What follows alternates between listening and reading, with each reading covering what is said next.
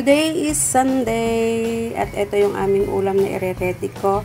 Meron kami ditong 1 kilo ng mascara, yung balat ng ulo ng baboy. Meron ako ditong 1 pipino at ito yung aking cherry tomato. Yan yung ihahanda ko ngayon para sa aming tanghalian. Medyo mainit-init pa to kasi kaiihaw ko lang. Ako nag-ihaw and kita naman ninyo may part na medyo sunog pa. Hihiwa-hiwain ko lang yan. Sandali lang naman yan i-ready.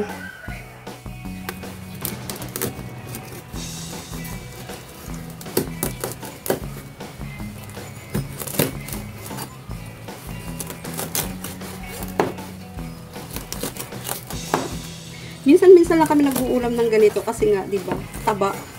Cholesterol is real. Yan. Mataba kasi itong part na to, pero ito yung masarap na gawing sisig. Kaya nga lang, dapat hindi palaging ganito inuulam. Lalo na kung mataas yung cholesterol.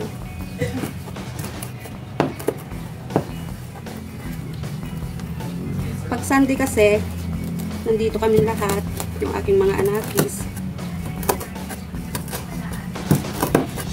Eh, ito yung gusto nilang ulam ngayon. Malinis po ang aking kamay, naghugas ako.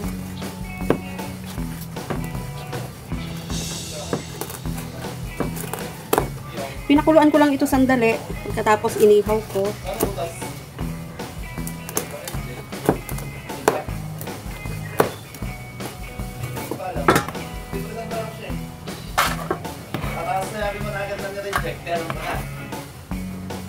Yan yung aking mga anakis. Si Bunso, maingay, nanonood siya ng TV.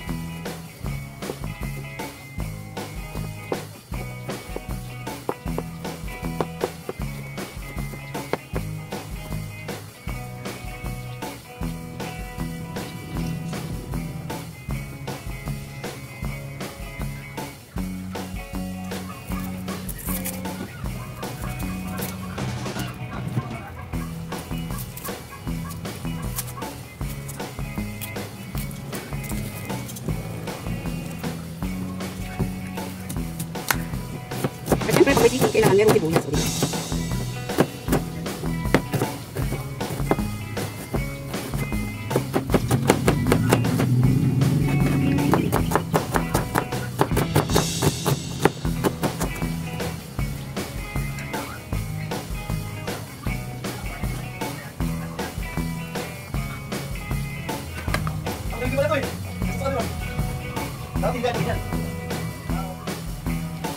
Thank you so much everyone sa pagsama ninyo sa aking pagluluto dito sa aking kusina.